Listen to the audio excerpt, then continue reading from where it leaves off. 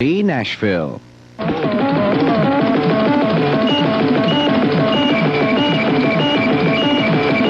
This is NBC Nightly News, Friday, April 22nd, with John Chancellor and David Brinkley reporting from the NBC News Center in New York.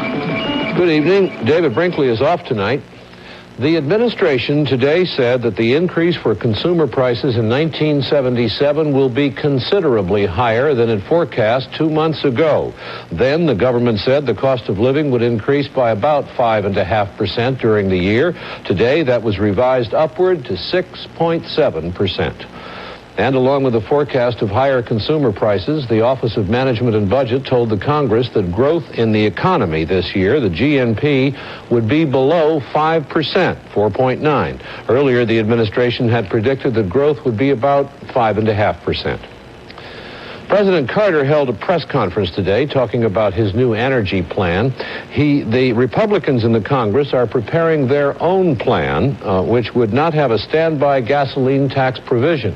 The president wants that, and said today he will fight for it. Here's more from Bob Jameson at the White House.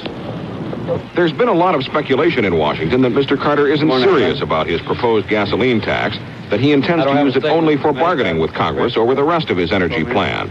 But today, the president rejected that notion, saying he is committed to the tax. The taxes will not be severe when they go into effect. And if the people conserve, the tax won't go into effect at all. So I'm deeply dedicated to the gasoline tax and will fight for it until the last vote in the Congress. Besides, said Mr. Carter, a family of 4 driving a car that gets good gas mileage will receive more in tax refunds than it pays in increased gasoline taxes.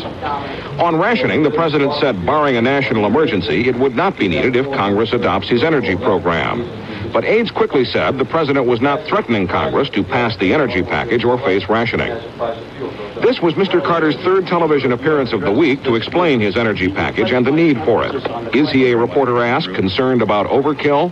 Well, there may be overkill in having too much access to the press. But I can't disagree with you. There is a danger of overexposure of me in my presentation to the news media and to the American people. But I think this is an extraordinary week, and I doubt that it would be repeated in the future. But even after the news conference, Mr. Carter was still explaining the tax refunds to some confused reporters, underscoring just how complicated all of this is.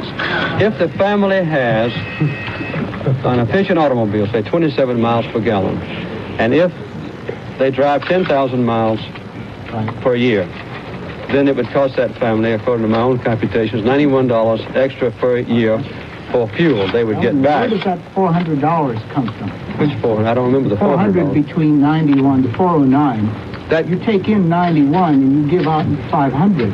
That comes from the $6 billion that's levied on gasoline prices. The president said the inflationary impact of his energy plan would be minimal and committed himself to refunding the increased gasoline tax to citizens in the form of tax credits. And aides said the president is now inclined to refund the other taxes that are part of his energy plan instead of using those to pay for social programs. This will probably create an expectation among taxpayers that they will get a windfall of refunds, thus creating a most valuable ally for the president in any fight he has with Congress over the gasoline tax. Bob Jameson, NBC News at the White House.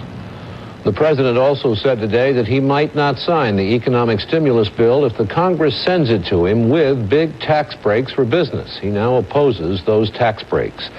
And there was reaction today to another part